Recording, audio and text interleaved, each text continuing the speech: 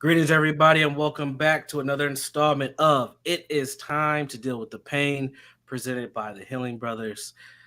After a little bit of a hiatus, we are back to talk about one of the topics that we just can't escape because it continues to become more and more prevalent each day. Whether it's in communities where we come from, black communities, or other communities, what has ended up happening is the gun violence is out of control. But before we dive into our topic, how are you doing today, Sam? I'm actually pretty good today. It was a hectic week last week. I was at a conference earlier in the week, and then work don't stop when you're gone, right? So as soon as it got off the airplane, Tuesday night, I was had to do a last minute presentation, and I was glad I was able to pull that off, and you know, um, it is what it is. It's Sunday afternoon, and I'm rocking and rolling, and you know, oh, I'm an old man making it, old black man making it. What can I say? I mean, the way that the statistics are showing and the stuff that's happening, you should be blessed to be an old black man. Hey, man, you know how people do. I talk about being an old black man a lot. It's a badge of honor for me. And, you'll Right. get people say, "Well, you not that old." It's all a matter. No, Hey, don't be telling me what I ain't. You know, when you start denying what you really are and stop dealing with reality, reality will kick you in your butt. I'm an old black Mm. man. There's certain things I can't. There's certain things I ain't gonna do. And I ain't got to prove nobody that I ain't old or I'm just it's just a number. I'm shoot. I'm proud to make it this far. Mm. Unfortunately, because of our existence, one of my goals, which when I think about it, was kind of sad, was to get at least get old enough to cash my first Social Security check because so many of my partners didn't make it. Yeah. And after they turned 50, my folks started dropping like flies at work, and Mm. and that or they retire one day and the next day they're dead and stuff like that. A lot of them, too many to count. So you're right. It is a badge of honor being an old black man, and even a bigger badge being a good-looking old black man. Shoot. Yeah, man. Well, I mean, I jokingly say this, but it is true. The way that things are going, we're at pace all around the country at hitting, breaking records that were set last year when it comes to gun violence, and so many of those victims end up being black males. Barely by the time they're even 25 years old. I mean, we're seeing a very young demographic show up with these as well. About 2 months ago, maybe 3 months ago now, a report came out that identified the number one killer amongst black males, adolescents, is gun violence, and which should be alarming to everyone because usually that statistic is like car accidents or something that happens but doesn't happen as frequently. But now we know that gun violence is happening so prevalently in so many urban environments that it is the number one killer of black men, which I didn't see much about that. I mean, I seen the study because we're in that space where those studies get sent to you via a newsletter or something of that nature. I didn't see this get covered on the Black News Network or BET or Roland Martin. Like, did anyone cover this? Have you seen this on CNN or anywhere? No, and right now you're not going to see it in a more direct way because you have with the national piece around what happened down there in the school and those pieces, but Yeah, um y- no, I mean not directly, no. 'Cause I think when I think somebody actually sent it to me and then I sent numbers to you after that or whatever. yeah, It was in the news, like in the news cycle. People would say the newspaper, but the online newspapers it was there. You yeah. know. And like you said, that got sent to me.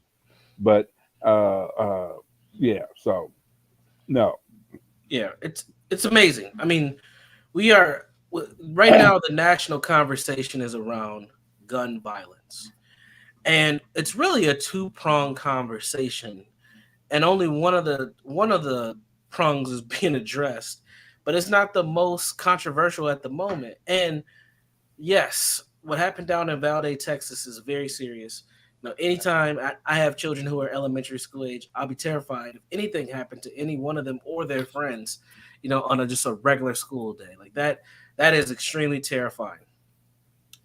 And at the same time, so is the everyday life of so many young kids who live in in communities like North Minneapolis, East St. Paul, the Rondo community.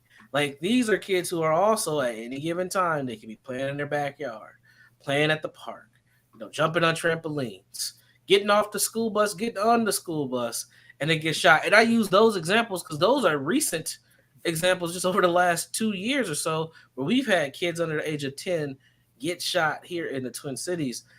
And it's like we have an outcry. What ends up happening is we see the families, usually the mothers, on TV.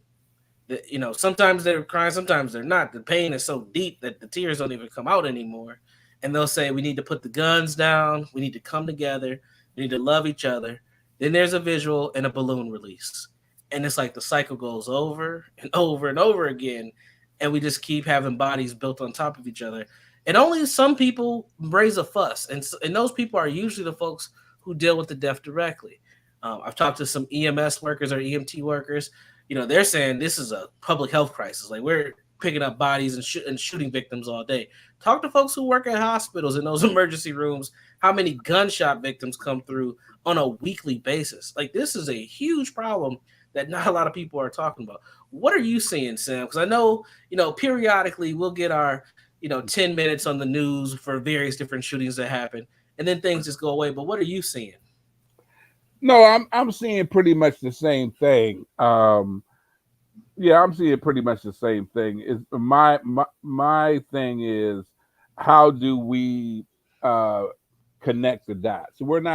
We don't connect the dots, right? When we talk about the term mass shooting, I've been talking about this with some of my clients, and actually I talked about it on my radio show a couple of weeks ago in terms of what is defined as a mass shooting, and that includes four or more individuals being shot. In Right, terms of, and then we talk about mass murder. We're talking about four or more people die, not including the shooter, right? right. And so we really need to make in our own community make it relevant, but we also got to make it relevant in terms of the national dialogue too when we're having these larger conversations, right? Because right now to date, it might even done changed since we got on the air. It's like approximately 254 mass shootings. Hmm. 254.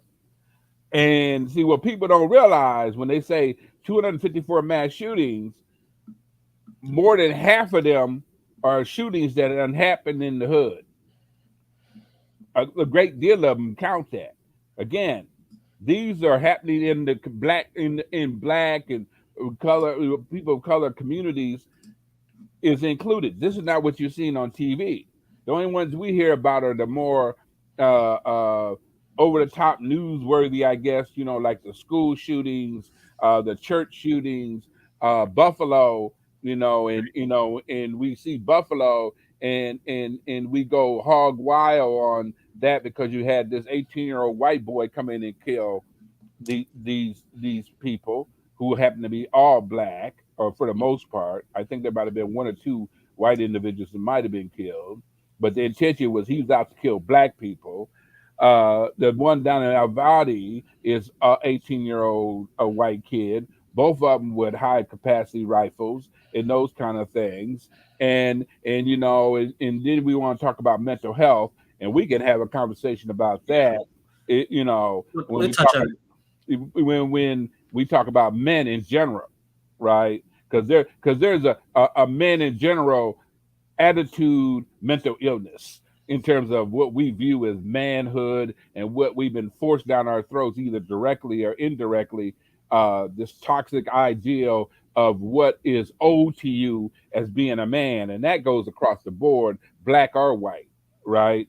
And if we want to talk about mental health, we can deem that as a mental health issue if we wanted to. In my book, and that whole toxicity that we grew up with. On so you add that with uh, uh, maybe a mental illness, or on top of that, uh, perfect for this kind of behavior, right?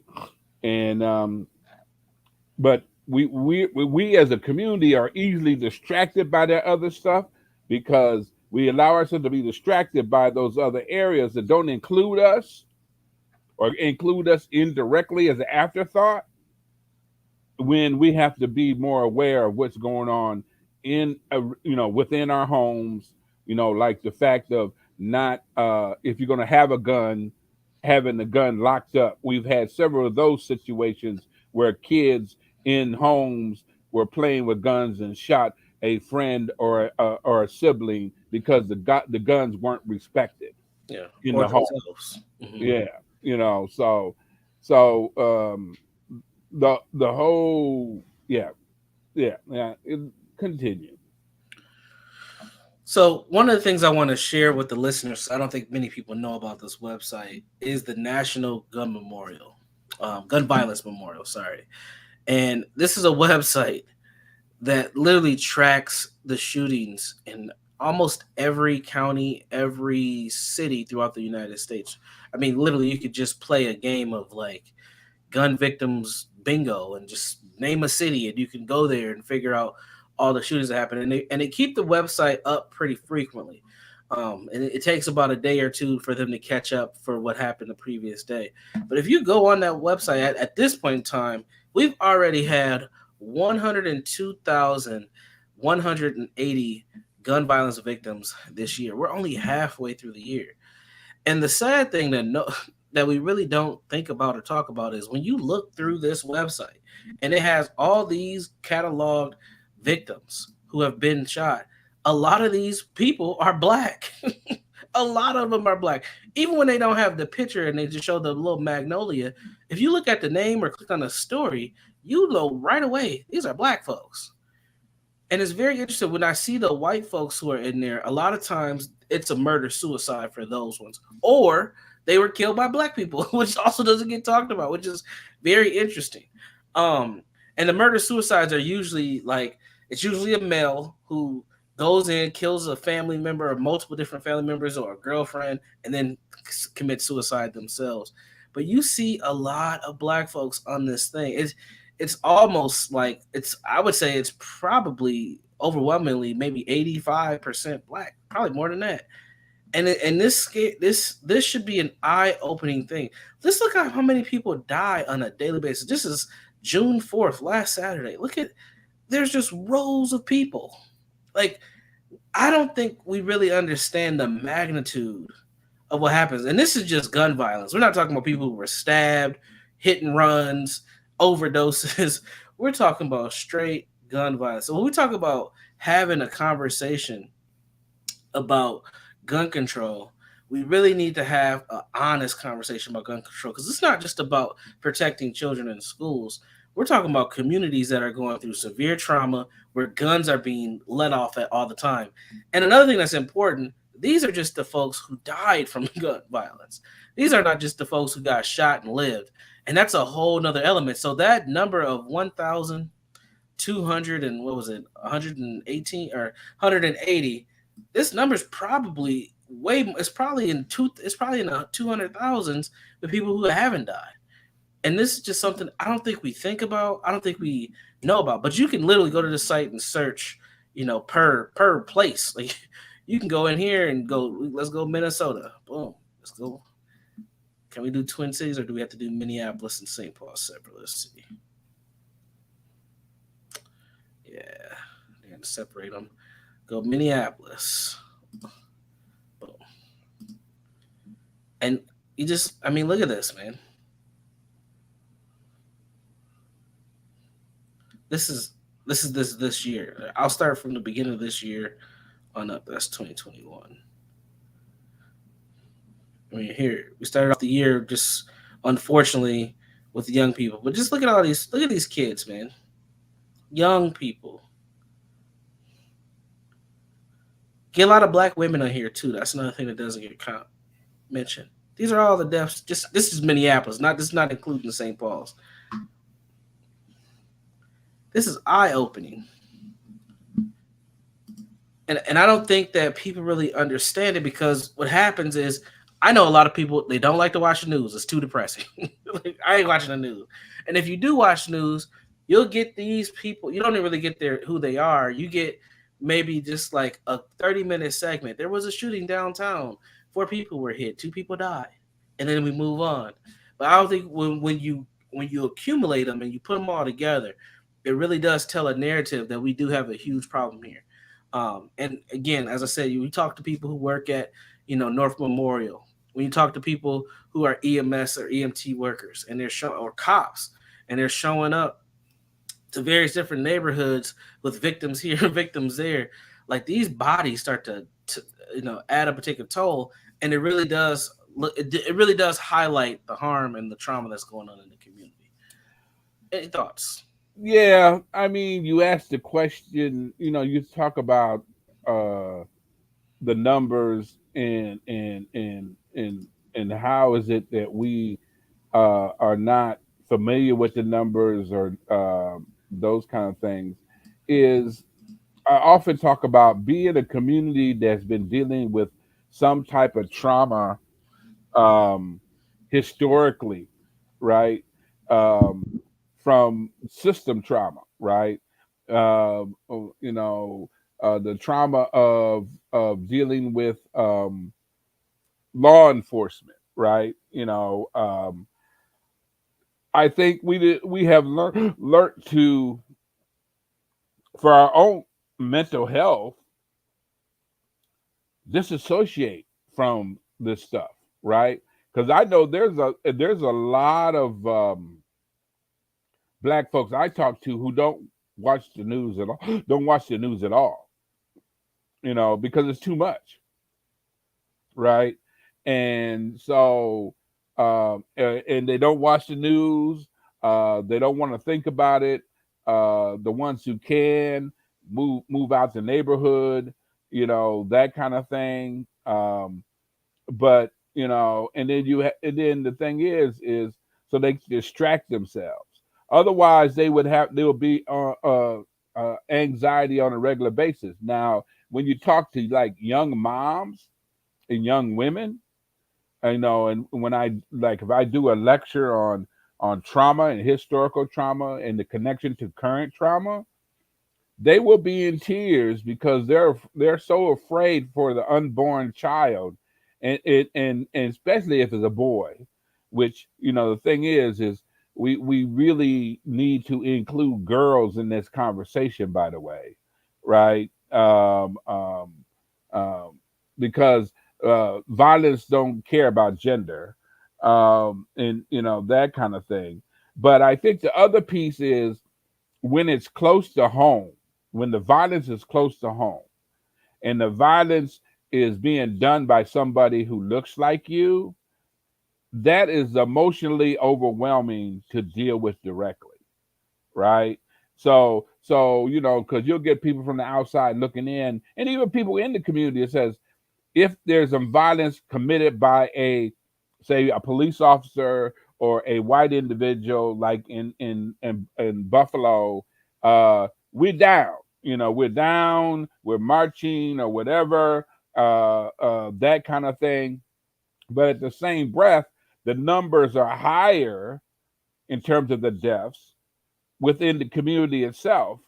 And for folks from the outside and even some on the inside, that don't make no sense to them, right? Why aren't you having the same fervor about the violence that is being committed within the community by community members, right?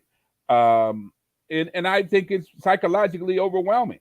I just do, right? And so I understand why folks might not want to have that conversation because it becomes even more overwhelming. Because what will you do if you deal with that? What would you do? And and then we have our response to um, the nation's response to things in our community, where it's always punitive and over the top, and we don't want to be part of that either, right? I had a conversation with a young man, and as we already agreed on, I'm old, and he said something that was interesting. He says, "I'm getting tired of old black folks trying to lock us up," Hmm. and it threw me, right? And I said to him, "I hear what you're saying, okay, but what are they supposed to do when they're scared? Mm. What are they supposed to do when they're scared when you are not giving them any other options?" Right. Okay, that's why the issue around our community distrust of police actually contributes to the gun violence in our community. Mm. So, because if I so we're talking about police is serve and protect, and I can't trust that individual or that entity to actually serve and protect or make things worse once I call you, right? Who do I call? Who do I call? Either I don't call nobody and hide in my house, or I call Pookie and them. Okay? And so we have to connect these dots. That distrust that the community have, in a lot of ways, rightfully so, historically, contributes to gun violence in our community, well, or contribute to the deaths, right? And so the thing is even though certain entities in our politics want to say black folks are anti-police, no, we're anti-harassment, right? We're anti destructive, toxic policing, right? And so, in talking to young people, you like young activists and that kind of stuff, they always want to talk about what shouldn't be done, right? We don't want all these police in our neighborhood, and we don't want to lock folks up, and you need to give the money to the community and let community organizations deal with this and that kind of stuff. And then in having these conversations with a few different young activists and folks I have respect for, right? My response to them is, you do know that some of our young people need to be taken off the street for their good and the community's good. Mm-hmm. So what should we do? Crickets, instantly crickets. Mm-hmm. Or you just want to lock us up again. You just want to go. Oh, no. Did I say anything about locking anybody up in the prison? But you're gonna have to do something, right? And I do know, if when you take them off the street, you can't just take them off the street and do nothing with them. Right. That's inhumane, and that's what's been going on. That's what's been going on. You have to work with them. Some folks just need to be slowed down long enough to hear what you got to say to them. And we cannot continue to talk about what we want folks to stop doing and come up with some real answers that are very uncomfortable. And very uncomfortable. There's some uncomfortable shit we got to do. You know, it's like, yeah, I know my baby, he bad and all like that kind of stuff. He done terrorized the neighborhood, but he my baby. You know, and all this other kind of stuff. But he. Don't do him like this. Well, your baby is causing these problems. We're gonna have to do something. Now, it don't. I'm not an opponent of prisons and those kind of things, but again, there is some, not all, because they're usually their response to us is lock all our babies up, right, and send them away and that kind of stuff. But there's a certain portion of them who need to be off the street at least temporarily for the safety of the community and the safety for their safety at the same time. And I see it all the time, right? And especially when we're talking about black males, think about this. A lot of black males know how to be punished. They don't know how to be loved, and that's even by their own people. That's by their own folks. You know, I haven't met any of my clients who had hardly any of them who had never been beat down by a parent, who had never been beat down by a community. So they know how to be beat down, and so they learn how to fight back, right? And so now I got this toxic way of dealing with my life, and now I'm out here in the world. And if you talk to these young men, they want the same thing for their kids and the same things for themselves, but they've been fighting so much with life in a confusing manner that they don't know what to do sometimes. I am surprised, and I shouldn't be, what they don't know about what's going on around them because they're so focused on the moment, right? And they're overwhelmed. And so when you get overwhelmed, you want to narrow your world, and their world is very narrow. And then at the same time, when they do eventually try to do what's right, they're so far in the system, starting with adolescence, right, that it almost seems overwhelming, and that nobody wants to allow them to do it, right? Yeah. Because right now, and then we can, go further, but right now, they're working in the Congress on this gun legislation, right? And they came up with a thing. It's a bunch of, it's like they're gonna give out grants for to states to examine red flag laws in communities. Did you hear what I just said? They're gonna give grants to examine red flag laws. Okay. um, they're not going to put an age on high-powered rifles, but they're going to do back extensive background checks on individuals 18 to 25. And you know what that extended background check is? They're going to open up juvenile records. They're going to allow them to open up juvenile records to be part of the background checks. Who do you think is going to be affected by that more? Black males, but again, the shooters you're talking about aren't getting registered guns. So Right. yeah, so for black males who have juvenile records, who have turned their lives around, and they would love to have a concealed and carry license to protect themselves, won't be able to get a gun. Right. That's the I'm not concerned about those folks. Now, I felt bad that they're the ones who are taking the hit on this because, and I know somebody like this, good dude, he actually does work against gun violence in the community. He wouldn't be able to get a gun because he has a juvenile record. That like to me that makes no sense. Oh But no, again, it but has to be a response, and yeah, that's the wrong response. yeah. Well, that's the national response, right? The national response ain't inclusive, right? We know that. I got a question for you too. So I don't Okay. need to ask it now, but I want to ask it before we close out.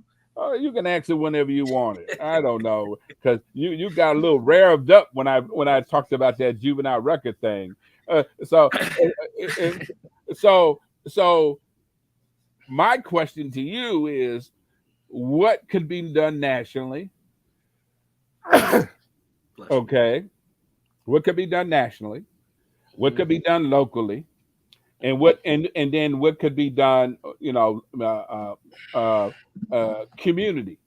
Okay, okay. So nationally, what could they do nationally? What would Why benefit you nationally? asking me this? I'm in trouble. Get in trouble. Oh, well, you. Every time you hang out with me, you get in trouble. So that's nothing new. So what will you do nationally? I'm gonna give my honest opinion, and people ain't gonna like it, but it is what it is. We have reached threat levels where we are in stage orange at this point in time. Warning, warning, it's bad out here. What has to happen nationally? We need a we're going to. This is what I think. We need a revised crime bill because the gun violence has gotten out of control and it's leading to other criminal acts that are out of control. And without a heavy handed approach at locking folks up, we are not going to see a change and things will get worse. You're starting to see civilians protect themselves and shoot young black people uh, who are trying to carjack them or home invasions. And now I don't want to see kids dead in the street, and I don't want these kids doing this dangerous criminal behavior. But for the ones that are, they are gonna have to get locked up. It's the only thing you can do nationally when it comes to trying to curve the Oh, actual. Go ahead. okay, well, okay, go ahead, go ahead. Uh, When it comes to trying to curve the stereotypical mass shootings where you get a young, usually white boy who ends up with a gun and does a mass shooting at a movie theater or school or another public place, that's a different, to me that's a different approach. I think that, yeah, if you open up their juvenile records, that's fine. I mean, you might find something, you might not, but there needs to be better tracking as far as digital footprints. I know people don't like that because it sounds like martial law, but these people are leaving clues. The man had a damn manifest. The boy had a manifesto in Buffalo. Told us exactly what he was planning to do and why. The young man who ended up killing folks down, killing the kids down in Texas, he was sending text messages and stuff. That stuff needs to be surveilled. And when that stuff is flagged, when those terms are flagged, something needs to be done. Well-being check, something. But we can't get away from how mental health is showing up in those shootings as well, because it's almost every one of them. If you look at the big mass school, movie theater, park shootings over the last 25 years or so, they've all had literally legit mental health concerns. So there's something to be said about that as well. So that's a two-pronged approach. So for me, nationally, it has a lot to do with how we are addressing things once people get caught. Another thing that has to happen is there has to be some kind of national and then state, and I'll go to state response to once these people get arrested, they're actually being charged because we're getting a lot of these shootings that end up happening are then once they catch the perpetrators, they are out on bond for some other stuff, sometimes other shootings, and these are repeat offenders who are out on bail, who are actually end up murdering people and shooting folks. There needs to be an honest review of that, and something needs to be done. The courts are letting too many people off way too easy. Now we fought for that, right? We fought for the no cash bail. We fought for bringing folks home and leave Pookie alone. But if he ain't changing, if there's no change, he's just out here. And we know, and you know this because you work with these guys just like I have. What do they end up saying, man? I'm gonna beat this case. I'm gonna be out here doing what I gotta do. They just go back to the same behavior because they done got let off scot free. And not scot free, but I mean they got delayed charges and things like that. So we have to have a real conversation about that nationally. Now, locally, that's where we really got to look at the courts because the local counties, those are the folks who are making the decisions. Without proper rehabilitation, we have to, like you said, they got to get off the streets. Now, that can look a couple different ways. We can be trying to send, if they're young enough, send them to the military. They need to get into a new environment. That might be moving them to a different location. That might be actually putting them in jail. Or maybe we create a whole nother type of facility. We used to have boys' homes and stuff like that where people would go when they got in trouble and they would get rehabilitated. But the environment needs to shift for these young men to shift their mentality and behavior. Because if you just let them back out to the same spaces and places, they're just gonna do what they do, and they're gonna just keep, causing havoc in the community. Now, what else can we do on a local level? Um, I think, and this is where programming comes in as well, because everybody goes to programs. We have to have the honest look, and this is my question for you too. I'll swing back around after I'm done. Is we can't keep pumping out these programs, and we can't say put the money in the community if we're gonna have the same framework, the same model program over and over and over again. Midnight basketball ain't working. Okay. Some of these mentor programs ain't working either because folks are not looking at culture. They're just saying, we know we want to love on these boys because that's what they need, but they're not looking at the cultural responses that these young men are going through. I think I just got a clapping ovation from somebody outside. That was funny. So we have to look at culture because the cultural identity right now for the young black male is to do what they're doing, and it's accepted. They get clout off of it, they get respect, they get a lot of their needs fulfilled based on this criminal behavior, if we want to call it anything. Now, I don't want to criminalize and pathologize, but we have to be honest. That's what's happening. Now, this is the big one. This is what's going to really get me in trouble. You say, what can we do as a community? Well, the biggest thing that we can do is we can be more intentional about developing families and developing our children. I always go back to that. We don't get this in every community where you have strong family dynamics and you have young people who are intentionally being built and crafted. You don't get it. And I'm talking about other black communities. There's small factions where you have both parents that are engaged and intact and the young people involved in activities and going places and doing things to go places. You don't get this behavior all the time. Sometimes you'll get people who leak through the cracks, but typically you don't. And that's what we have to do. So that's my answer to that question. What are your thoughts? Okay. Wow. You asked three things, and hey, gotta break it down. Hey. Well, I'm gonna go back to the federal. Let's go Uh, federal. yeah, I'm gonna start with that. When you said got to come down hard on folks with in terms of the crime bill and that kind of stuff, coming down hard on our community is actually a temporary fix Okay. because Yep. it yeah but I so don't so disagree. yeah, it's a temporary fix because coming down hard did not change our community and it actually contributed to some of the same things you said we got to deal with, like Right. the breakup of families and that kind of stuff. So you got to be a little bit more, a lot different. If you talk about coming down, I'm not opposed to folks again being taken off the street, whatever that looks like, right? But coming down hard on a community that's used to being punished is only a temporary fix Mm-hmm. in my book. Okay, Mm-hmm. and because again, it indirectly caused some of the stuff we're facing within our community around family dynamics and that kind of thing, right? Because coming down hard without no compassion did not do our community any favors, right? In terms of, if you're gonna lock me up and just lock me up and without caring about treating me humanely and then wanting me to be humane when I come out, you get what you get, right? Especially in the last 40 years. And so a certain type of, as you called it, almost sound like a bad word, programming has to be done around the trauma that Yes. because we've been ignoring male trauma across the board. Now that's black, white, and purple. We might deal with it differently, but it's always been ignored. And when you're dealing with traumatized individuals who trauma has never been dealt with, whose trauma has been incorporated into their lifestyle, and which means they in turn traumatize other people and themselves at the same time. If that's not being done, you are regurgitating the same issues that contribute to the community issues that you were talking about need to be dealt with, right? Mm-hmm. So that's my response to that. You said nothing about guns, and my thing is is is I know that the folks that I heard you. that the folks in our community who are using guns don't get it, don't get them the way other folks get them, right? They're Hmm. illegal, right?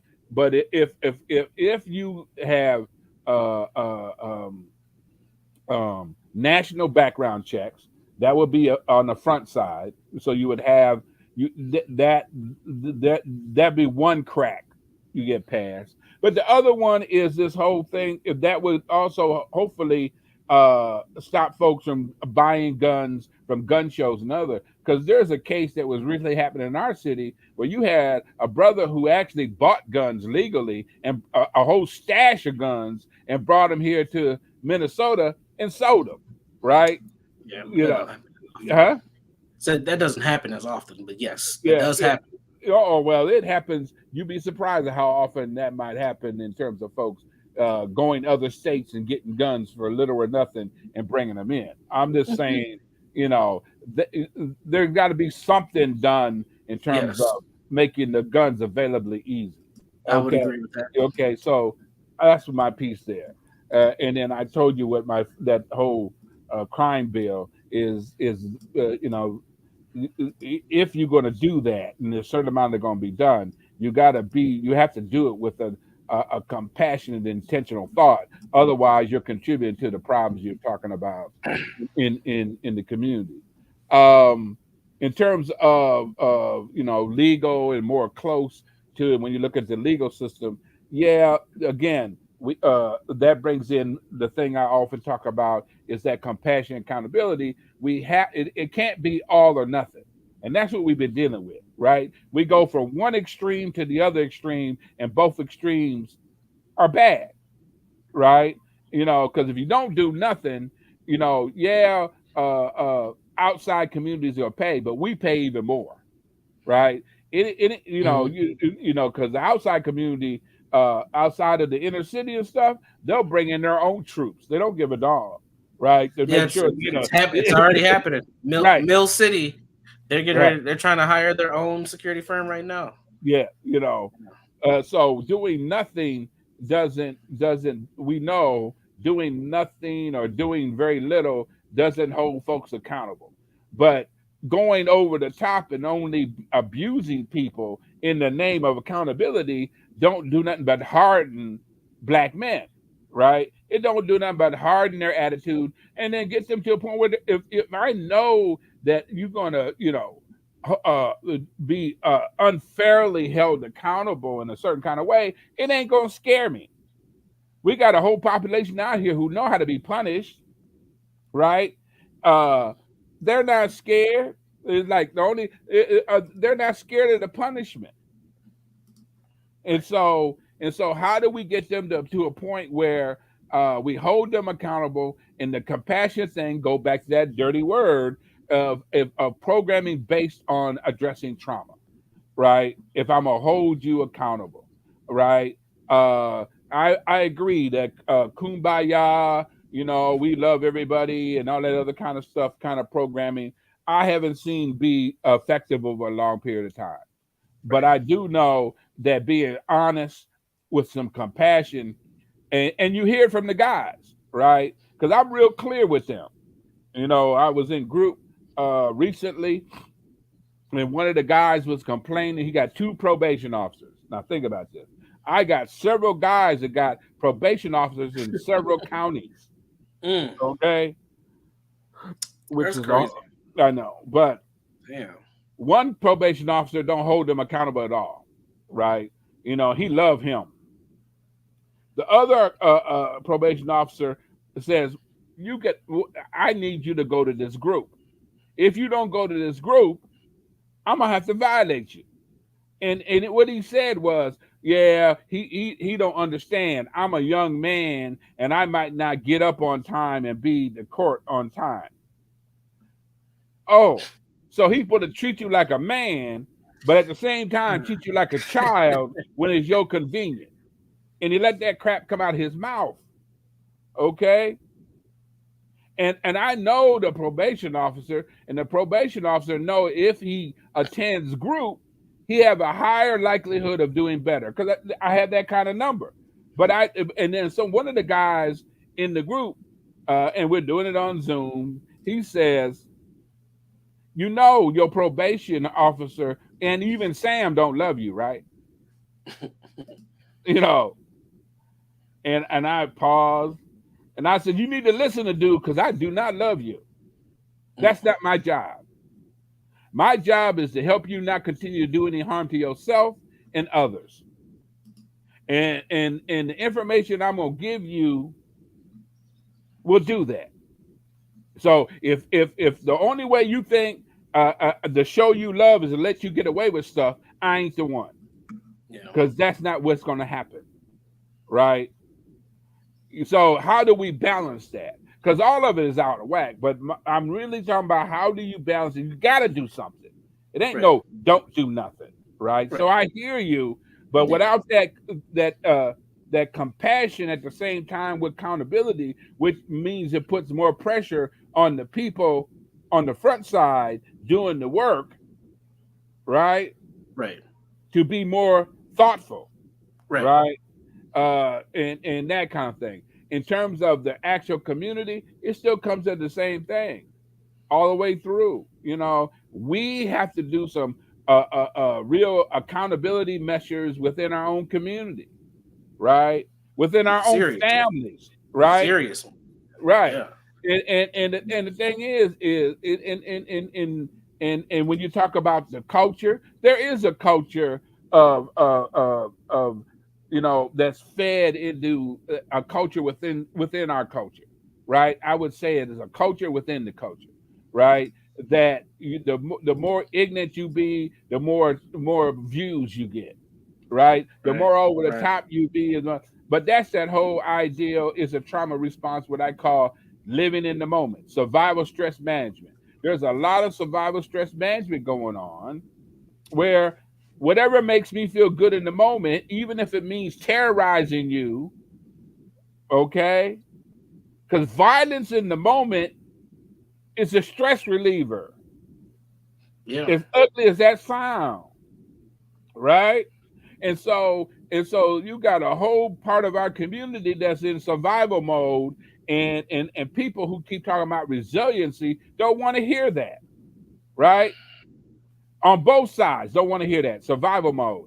If I'm using sex for stress management, I'm not thinking about condoms, and I'm not thinking about how many babies I bring in the world, right? If I'm using a gun as a way to feel safe or to feel like a man because I haven't been taught what a healthy man is, and all the examples of my manhood around me has been toxic, and then all of the so-called legal people like the popo who deals with me in a toxic manner. All these examples of manhood are toxic, and whoever has the most power counts. If I have the power, my manhood is displayed over having power. And if my manhood is tied to who got the biggest dick or the biggest gun, all of that is dangerous. And it's dangerous for the folks around me. It is dangerous for my community. And when my community don't know how to hold me accountable because they don't want to add to the toxic environment that was caused by another community that was holding us accountable without no regard for our humanity, that's a problem, right? Now back to that family, family affairs notion that you have around, the two parent home and the benefits of that. Yeah, there's benefits of that, right? And in a perfect world, we would love that. But that same tough on crime that you was talking about earlier contributed to that. Okay, contributed to that in a major way. So, since that is not going to change anytime soon in parts of our community, we still kind of come down to how do we support parents in two family homes or single homes, right? Because if you got a toxic two parents, it don't matter. It really don't matter. Hmm. Okay. And if they're that two parents ain't being supported, because you bring two toxic individuals together, And I see a lot of that as well. There's more two-parent homes out here. They might not be traditional, but they are, right? Sure. And so we really got to really rethink some of that, at least temporarily, around if a child got at least one healthy parent in their lives, they have a better chance than having two unhealthy parents. That is true. Okay. And so how do we have that conversation, and how do we support that parent in their health? Because a healthy uh uh uh what I found, a healthy mom who's raising kids know that she needs to surround her kids or her sons around healthy males that might not be his father, right? But if she unhealthy, and she's needy, the people she gonna surround them kids with ain't gonna do them no good. So Hmm. Yeah, and the kids often get missed right. in those dynamics as well. So Well, it's not helpful. they're the biggest victims. That's why they're acting out the way they Yeah, are. They're just acting out with the yeah, guns and yeah. all of that. And you could track it back. But again, Yep. that breakdown in terms of community, which ties into family. If we go back to 1980 with the war on drugs, the extra war on drugs, because it's been around for a long time, and the crime bill, we're gonna get hard on folks. Okay, this is the result of that. So that's why I gotta be, I say be careful about when you phrase that, crime bill being tough on folks. You gotta be very thoughtful about when you say those things. Yeah, that's why I said we need a revised version that needs to take into account the things that you broke down, because it goes to the question I'm gonna ask you here Oh, is because it's still the question. No matter what we say, it's still the question. Well, it's two prong.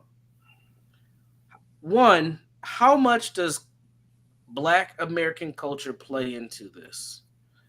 And two, why isn't that factored in to the solution? My real question, we don't have enough time for this, is if black folks, we'll just say young black folks, are in the survival mode that we're in, why does it result into violence? Because there are other people who are in survival mode too. But well, but homicide don't ain't always the answer. no, no, no, no. But when Why is it I so say, prevalent? well, the thing is when you say so there's other people in survival mode.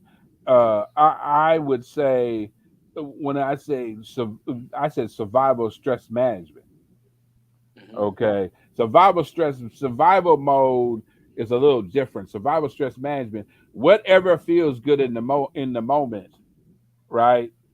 uh, uh, uh, I'm going to do without no regard of consequences. There's people in survival mode who consequences affect them, right? Hmm. But if you're in a survival stress management mode, You're not consequences thinking is not even part of the conversation. right. Okay.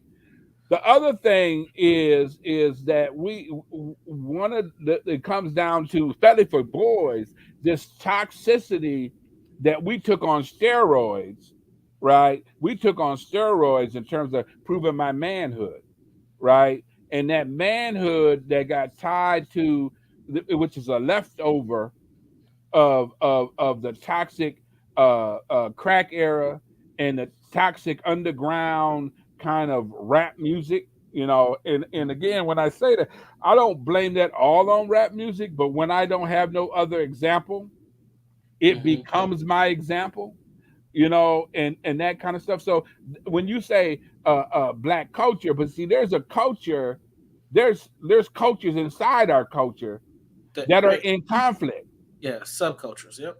Yeah, they're in conflict. But that culture of immediate power, because of my powerlessness, I learned in my home.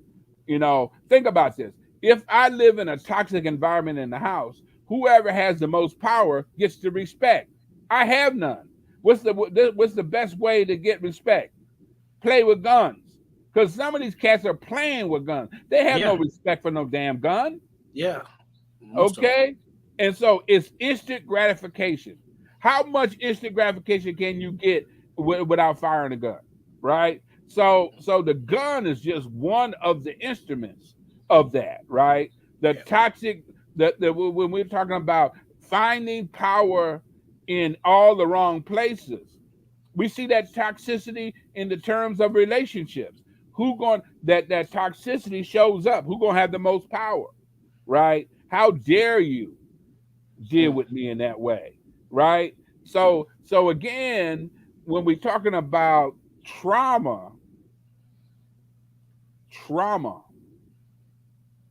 if you are a community that has been traumatized, so think about this. The difference in our community is we've been traumatized from the beginning. From the mhm, beginning.